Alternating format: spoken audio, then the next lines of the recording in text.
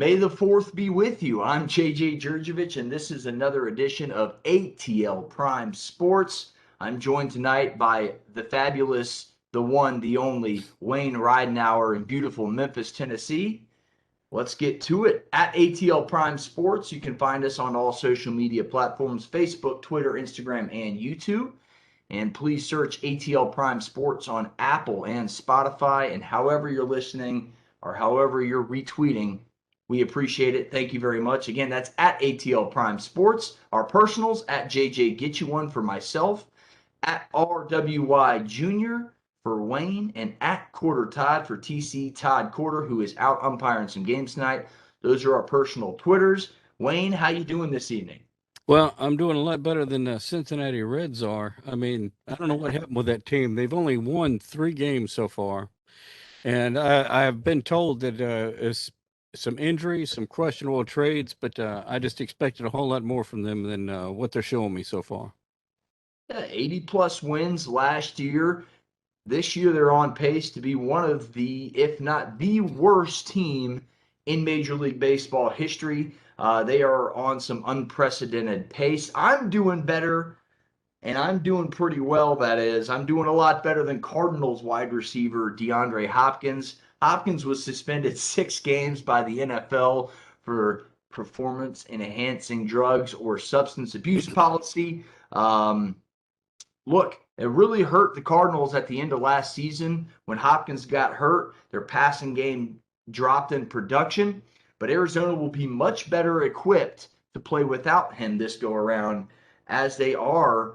They did acquire Marquise Hollywood Brown from the Ravens and Rondell Moore, and of course they still have AJ Green. So I'm doing a lot better than DeAndre Hopkins. What's on tap for today's show? We grade the best NFL drafts. We have some fun with that. We talk some chop with the Atlanta Braves and more NBA playoff talk, all right here on ATL Prime Sports. And without further ado, let's kick this show off with the NFL Draft.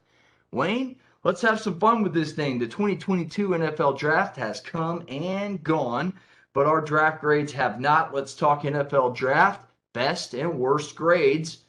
And we'll throw the Falcons in where you believe they see fit. I will start this whole thing off with saying I don't think there's a bad draft from any 32 of the NFL football teams. I think all general managers, head coaches, and front offices work together to achieve what they feel is the best draft possible for their team. So I don't think anybody has a failing grade in this. It's a matter of needs, value, and where you get players. And honestly, it's a situational thing. If this guy goes here and that guy goes there, maybe their careers are flip-flop. So I always preface that. Let's go ahead and start off with some of the best NFL drafts. I got to start off with where Marquise Hollywood Brown left from. The Baltimore Ravens really killed this draft. They got edge rusher David Ojabo, Tyler Linderbaum, one of the best centers, if not the best center in this draft class, and Kyle Hamilton, the safety out of Notre Dame. They got 3 first-round talent guys with their first 3 picks. They were able to move up and get that Linderbaum. Really good asset there. 100% of centers taken in the first round receive their next contract from that team. That's pretty impressive stuff. That means centers, one of the best positions to draft in the first round, but it is very rare that a center does go in the first round. So I thought that was pretty impressive. I'll start it off there, Wayne. I think the Ravens knocked it out of the park. They have an A+++, a 110, whatever you want to call it, extra credit. The Ravens had the best draft. Who do you think had the best draft Thursday, Friday, and Saturday last week in the NFL? Well, I agree with your Ravens pick there, but Atlanta's right behind them. They get some wide receivers that they needed, and I really like the idea that they got the quarterback Ritter from Cincinnati. The wide receiver they got, say what you want about USC, but I'm not all that much of a fan of West Coast teams, but he's an Atlanta Falcon now. Same thing with Ritter. Cincinnati beat my Memphis Tigers this year. And so, I wasn't a big fan of Ritter, but now I am because he's a Falcon. So He's still playing in the red and black too, Wayne. You got to like that. I like the Falcons. I'm not going to say they were one of the better draft classes. I think they were pretty good. They addressed every single need. And let's go look at my notes down here. The Atlanta Falcons, again, you mentioned Drake London with their first pick. Second pick, they got AK, Arnold Ibikti out of Penn State, the edge rusher. Yeah. And with their third pick, they got linebacker Troy Anderson, who every day I read up, I find this guy has played another position at Montana State. Quarterback, linebacker, running back, tight end even. This guy knows football, high IQ. I'm really glad you put the Falcons at the top because I do think they got one of the best. They're definitely in the top half of the draft. They addressed every need that that Terry Fontenot and head coach Arthur Smith had. They filled it. May not be the order you wanted to, Falcons fans, but wide receiver Drake London, I think, will play extreme dividends this coming fall. Really help Marcus Mariota develop into the player we all thought maybe he could be. Or maybe it's Desmond Ridder late in the year and he helps Desmond Ridder become that player that we think Desmond Ridder could be. That's why he was drafted in the third round. And let's face it, I like Desmond Ridder too. I saw him play in the Peach Bowl against Georgia. He played extremely well in that football game, was cool, calm, and collected. He's got great leading traits. And when you want a quarterback, that's what you want. You want a full-fledged leader. And that's what Desmond Ridder is. One of the winningest quarterbacks in Cincinnati history. And one of the better winning quarterbacks in NCAA history. Did very well up there at Cincinnati. So I'm glad you said the Falcons are towards the top. Let's go with an average draft. Someone who we think had an average draft. I'll go with the Carolina Panthers on this one. Man, that's my pick too. Wow. We're on and it's okay to agree. I like the Carolina Panthers as an average draft. Again, I don't see anybody having a bad draft. I'd give it a B plus if we're putting grades on it. I like Ikongwu, the offensive tackle out of NC State. I'd like Matt Corral late, but I feel like if the Carolina Panthers were going to draft quarterback, they should have gone and gotten Kenny Pickett at 6, but they did not. They also got Brandon Smith. They got an edge rusher. They got guard Cade Mays out of Tennessee, who's a former Georgia Bulldog. And I tell you what, he is a diamond in the rough, very well coached at both Georgia under who's now Sam Pittman, the Arkansas head coach, recruited him. So he is well coached in that aspect. I like Cade Mays. I think Carolina did a pretty good job in the draft. I would say an average draft, but only because it's my opinion that I think if they really wanted to draft the quarterback that they wanted, I think they should have gone Pickett in the first round. Why are the Carolina Panthers an average draft for you, Wayne? Well, I think that they should have followed through with their plans to somehow trade some picks for Baker Mayfield, because I think that would have been a better choice than Matt Corral, late in the draft. But that's probably the only reason I say that they're okay, because I think they should have really gotten Mayfield. Hey, and we're on the same page there. You think they should have gotten the established veteran. I think they should have gotten who I think was the best rookie out of the top 3 or 4 quarterbacks in this draft class. Again, we don't think there's a bad NFL draft, but let's go with some of the lesser drafts. We'll go scroll on down through my notes here. I'll tell you one who's shocking. A lot of people put him as mediocre. I kind of put it more towards, again, we're having fun with words here. We're saying bad draft. I'll say the Buffalo Bills is on the lesser end of the draft class. I really think they have a lot of running backs up there. Zach Moss, Singletary. Why did they draft James Cook, brother of Dalvin Cook from the University of Georgia, unless they feel like he could be the man? And again, folks, we look back on these draft class in 2 years. Maybe the Bills had the best draft class. Maybe they drafted Elam out of Florida, the cornerback. Maybe running back James Cook and linebacker Bernard. Maybe they're all Hall of Famers. We don't know. We'll find out when it's all said and done, and we can look back on it and say, wow, this and that.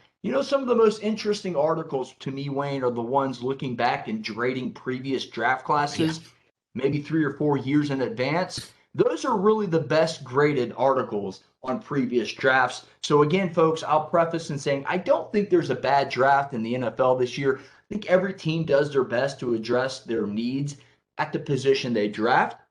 And here we go. Again, I'll say the Buffalo Bills are on the lesser end of the draft simply because I feel like they have a stable of running backs that they could have already used, and they bring in another one with James Cook.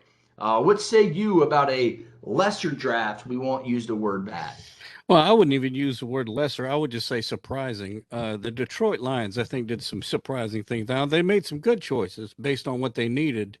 Uh, but I'm just what surprised me the most was Pascal, the defensive tackle out of Kentucky. I was kind of surprised by that. Yeah, you mentioned it. Edge rusher Josh Pascal's there. They drafted Aiden Hutchinson, hometown guy, and they did go wide receiver Jameson Williams out of Alabama, who we all That was, know is currently hurt. So I think the reason I was surprised by that one is because I expected him to go earlier. I didn't expect him to end up in Detroit. I agree with that too. So we're on the same page. Lots of good drafts out there. Lots of head scratching drafts out there. The Cleveland Browns, kind of one of those head scratching drafts. Um, you know, they have Deshaun Watson. They still have Baker Mayfield. I feel just like you. They could have traded Baker Mayfield during the Ba- draft and acquired a Baker, couple more picks. yeah, Baker Mayfield is the new Matt Ryan because I think when once Mayfield saw what was going on, he's wanting out of there. You know, Yeah, I don't think he's going to stay. and who doesn't? He's a proven quarterback. Is he great? No. Is he serviceable? Absolutely. He's proven what he can do at the NFL level. He played the entire year last year. Big chip on his shoulder wherever he does land. That's the only one. Another reason why I said surprising with the Cleveland Browns is that they did not trade Baker Mayfield for additional draft picks to help their roster. Let's go back into the Falcons draft picks. Let's talk about. We talked about Drake London. What's your favorite pick from the Atlanta Falcons, Wayne? The wide receiver from USC. Easy for you, huh? Yeah, Mine's yeah. gonna I mean, be tight end John Fitzpatrick out of Georgia. well, Great pass blocking tight end. Very tall, big hands, able to block down at the goal line. I really like the addition of John Fitzpatrick. That makes 4 UGA tight ends drafted in a row. In the draft, you have Nada. Let's see, you have uh, obviously John Fitzpatrick, and then there was two other ones. I can't think of them off the top of my head, but that's 4 tight ends drafted in a row by the out of the University of Georgia. Pretty interesting there, and I really also like the running back out of BYU, Alligator. I think he's a power back.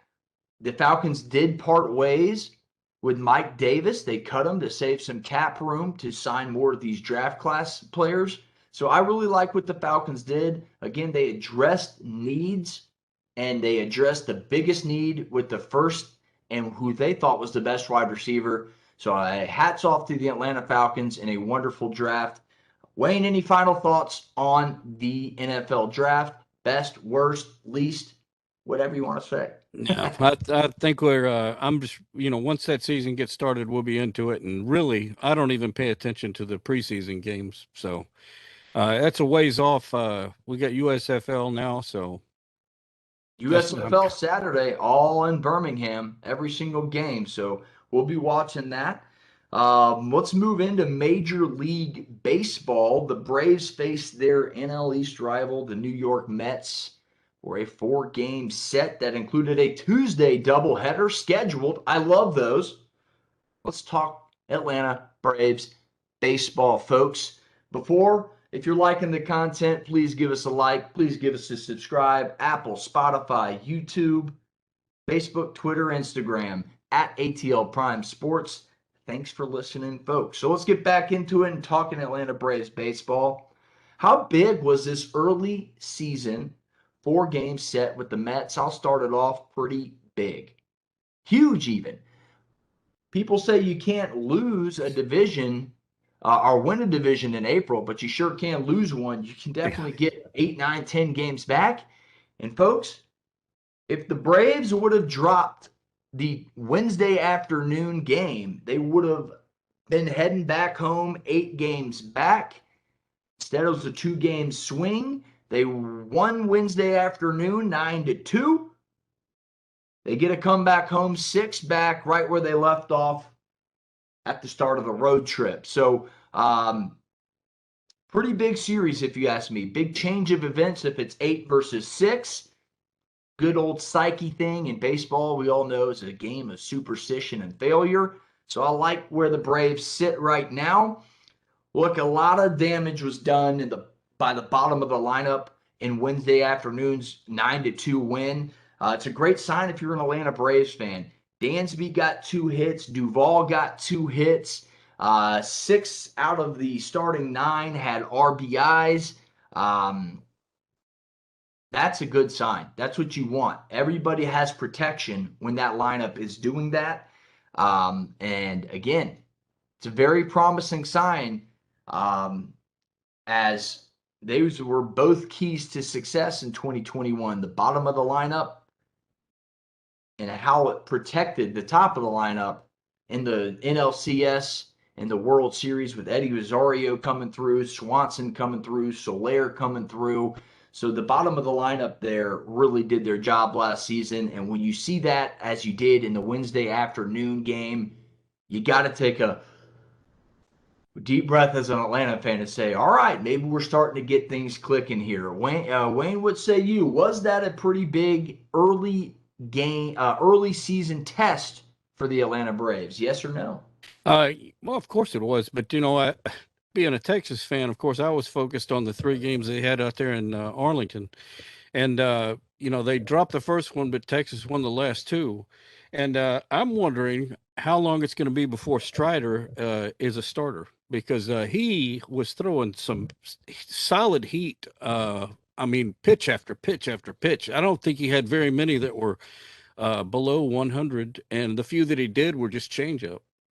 Yeah, no, Spencer Strider's really got the And stuff. he's got that baseball mustache too. I love it. Probably the best stash in baseball. If you ask me, I may be biased. I do have a Braves jersey on. I'm right there with you, Wayne. I think Spencer Strider is one of the best young prospects in baseball, and I expect him to maybe evolve into that starter that the Braves feel like he can be.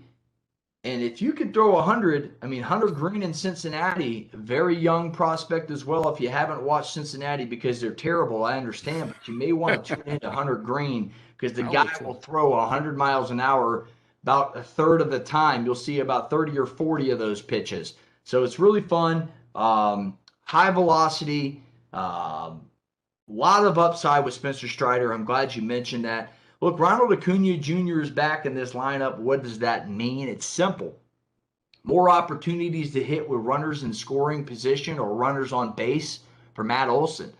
When we've already seen Ronald Acuna steal a couple bases this season, and he's still not even 100% yet, as the team says. Looks like he is. But when he gets on with that leadoff single or the leadoff walk, or maybe he gets the extra base hit, that single or that walk can turn into a runner in scoring position the blink of an eye. Then that way you have Matt Olson, who replaced Freddie Freeman just perfectly, leader on the team in hits. He had a great series against the Mets as well, came out of there, ended his home run streak. It's like 14 or 15 game he hadn't homered, puts one in the right center field. So in the first game of that doubleheader on Tuesday. So Matt Olson's protected, has chances to have Acuna on base when he's there. That's number one. Number two, look, it just gives you more options for Brian Snitker, period. With Eddie Rosario out, Ronald Acuna comes in, and you don't lose much there. Guillermo Heredia has been doing his job when he comes in. You got to hope Travis DeMeritt keeps up his hot bat. So there's plenty of options for Brian Snitker, and that's what Ronald Acuna means the most to this Braves lineup. It's just more options. You can run them out there at DH. You can put them out there in right field. Don't have to play them in back-to-back games, and that opens up a lot of options for Brian Snitker and the Atlanta Braves. Let's go final thoughts on the Braves. After a much-needed day off Thursday, the Braves will go into a 3-game weekend series versus the Milwaukee Brewers. It will be Hank Aaron weekend, remembering the great hammering Hank Aaron. So that's my final thought on the Atlanta Braves. Before we go around the horn in Major League Baseball, Wayne, any final thoughts on the Atlanta Braves? Who is the DH for Atlanta? Is it Acuna or Ozuna? Because they switch off. okay, So you'll have a Acuna one day when he's not playing in the field. You'll have Ozuna there. They've really done 2 or 3 different numbers. Guillermo Heredia has batted in the DH spot. So, again, plenty of options for Brian Snitker down there. Let's go around the horn in Major League Baseball, talk about a few storylines here. Wayne, I know you'll want to talk about the Rangers one more time. I'm going to have to talk about the decline in offense. Pull out your binoculars, folks. Look over the horizon. Where did the offense go in Major League Baseball? What happened, Wayne? I'll tell you what happened. Major League Baseball's got to stop messing with the ball. That's a story for a different day. I'm just going to stick with the facts here. Look, 4 runs per game in the month of April to start out the season, right? It's the lowest since 1981. 4-decade hiatus. We have the DH that comes in, supposed to increase offense, right? No, it didn't do that. So here we are, historically low start to the season in April. 4 runs, again, that's the Major League Baseball average. A Major League Baseball batting average of 231 in April, the lowest batting average through April in Major League Baseball history. Folks, this is a historically slow start to the offensive side of baseball. Is it because of a shortened spring training? I don't know.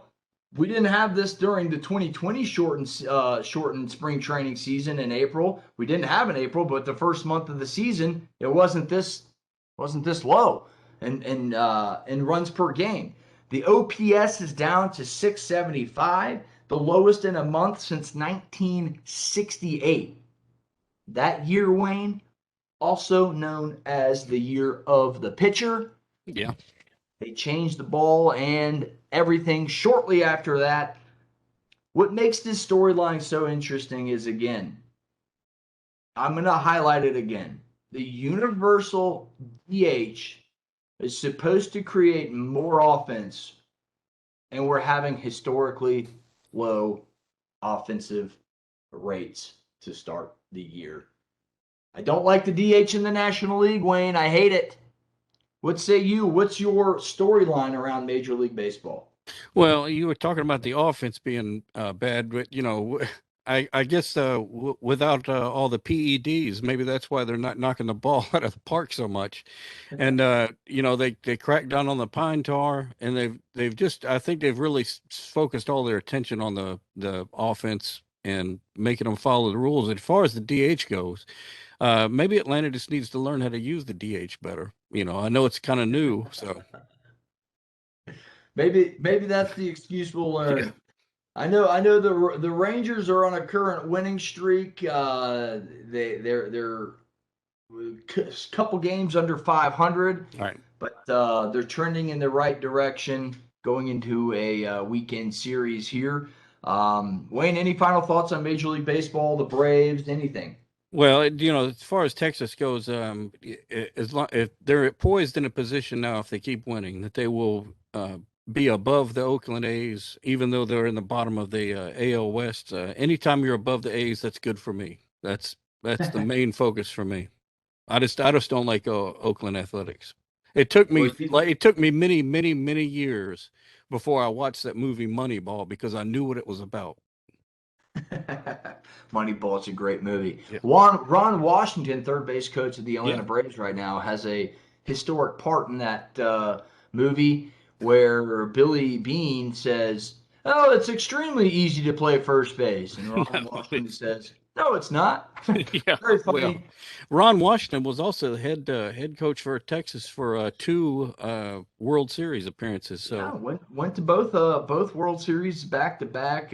Got unlucky, but he finally got his championship with the Bravos last year, as we all know. So let's get out of Major League Baseball. Let's talk about our final topic of the night: the NBA playoffs, conference semifinals. Are underway. Wayne, your Celtics Grizzlies pick still has a chance. Looking pretty good, actually. yeah, Looking yeah, pretty good. Let's talk some NBA playoffs. Let's start off in the East. We're in Atlanta. You're in Memphis. Pretty much the East Coast, unless you're Memphis. You're in the Western Conference. Look, right. Miami Heat, they're up 1-0 on the Sixers. Heat won game one, 106-92, led by two UK Kentucky guys, point guard Tyler Hero and center Bam Adebayo. Together, they had 49 points, 25 by Hero, 24 by Bam. And Bam also tacked on 12 rebounds. The number one heated seat ran away from him in the second half of that game. Game two tips off Wednesday night in South Beach. We'll see if the Heat go up 2-0 or if the 76ers even up the series. Also in the East, the Bucks, the Celtics, they're knotted up at one apiece. That's going to be a bruiser of a series. Bucks won game one, 101-89. Celtics won game two, a similar score, 109-86, behind Jaylen Brown's 30-point performance. This guy's unbelievable. Tatum and Brown together, really good television to watch, folks. Your Celtics pick is looking better and better, and my Yeah. Bucks pick is looking worse and worse. But the Bucks did do their job. They split in Yeah. Boston. Game three Saturday afternoon in Milwaukee. Tough place to play. If the Milwaukee Bucks can win both those games, they'll take a commanding lead. Again, it's your job to just basically split. If you're Boston, this is going to be a bruiser of a series. Stay tuned for that one. Let's move out west where your Grizzlies are. Golden State Memphis series knotted at 1. Maybe the best series of the playoffs thus far. Game Yeah. one was a close one, 117, 116, won by the Warriors out west. Game two, won by the Memphis Grizzlies at home. Warriors traveled east. Game two, Grizzlies win 106-101. So two close Yeah. games. And John Morant, 47 blasting points, man. 47 Well, spot. if you want offense, watch. If you want offense, watch the NBA. Quit trying to get your offense out of the MLB. Change a couple letters there. Yeah. 47 points, 8 boards, 8 assists in the game 2 victory. Game 3 of that one Saturday at Golden State, 8:30 p.m. That's where the series lies. Wayne, what say you about the NBA playoffs, man? I'm just totally focused on the Grizzlies and the Boston Celtics right now, so I won't be paying any attention to it until Saturday. Yeah, I'm looking forward to who comes out, who's going to be hanging their head high, and who's going to be hanging their head low for you and I, because that basically determines who's right and who's wrong in the Yeah. West. So we'll have some fun with that. But you got to watch Ja Morant. Unbelievable. The way the guy has body control in air, spinning right, going left. Defenders, Jordan Poole looking one way, trying to adjust. And Ja Morant's not even in his face. He's already laid it up and in and hanging in right by him, going right by him in the air. Ja Morant is just unbelievable television. Look, elsewhere in the West, the Suns are up 1-0 over the Dallas Mavericks. In that series, Suns won game one, 121-114. That was a close one as well. Luka Doncic had 45 points. The West Coast guards are scoring. 45 points for Doncic, 12 boards, 8 assists, lighting up the stat sheet. Fun to watch, but they lose. The Suns, they were led by their star, Devin Booker, who had 23 points, 9 boards, and 8 assists. Game 2 tips off Wednesday night at 10 p.m. in Phoenix. And that about wraps up our NBA playoffs talk. Wayne, what say you about the Suns and the Dallas Mavericks? You think the Mavericks have a shot at upsetting the Suns out there? I hope not. I don't really care much for the Dallas Mavericks. I kind of want to see Chris Paul get a championship. Yeah. I'm not going to lie. If the Suns came out of the West, I honestly would be ecstatic because Yeah, I want to they see won't. Chris Paul get a championship. I don't want to see him retire empty-handed. Well, I don't want to see anybody coming out of the West except Memphis. I hear you. I hear you. Well, folks, that wraps up our topics for the evening. Our final thought, our final comment of the night. I'll tee this one off. It's about Ryan Tannehill. Says he won't mentor newly drafted quarterback Malik Willis. No big deal, folks. Favre did it to Rodgers. It's not a new thing. That's my final thought. Wayne, what say you? Well, my final thought is off of the ball sports. We've got a Formula One race down in South Florida, Miami Grand Prix coming up this weekend. Been a lot of controversy on whether people like that track or not, but it'll be fun to watch. Anytime a worldwide sport like Formula One comes to the U.S., I think it's an exciting thing. That's very exciting. There's a big race in Texas as well, and it's a super popular sport. And folks, if you're interested in racing and you're just a NASCAR go fast turn left guy, check out the Indy cars. It's pretty impressive how those guys drift through the corners and the speeds they go through. It's unbelievable, the combination of drifting, power, and just pure finesse and driving ability. You can always find a dirt track close to you too. Yeah, always find a local dirt track, and it's always fun to get some local racing in. Yep. That's where these guys start. Well, that about wraps it up. Guys, no live show this Friday. Unfortunately, it was X-made, so stay tuned to social media for the next live show. That wraps it up. Get you one, folks. For Wayne, I'm JJ. This has been an ATL Prime Sports fun show. Again, we'll see you guys next time at ATL Prime Sports, Twitter, Instagram, Facebook, YouTube, Apple, Spotify. If you like what you hear, give us a like, give us a subscribe. See you next time, folks.